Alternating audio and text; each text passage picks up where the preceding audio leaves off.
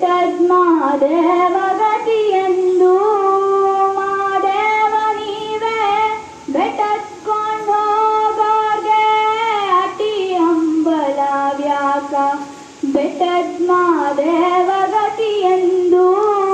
ಮಾದೇವ ನೀವೇ ಸೋಜುಗಾದ ಸೂಜು ಮಲ್ಲಿಗೆ ಮಾದೇವ ನಿಮ್ಮ ಮಂಡೆ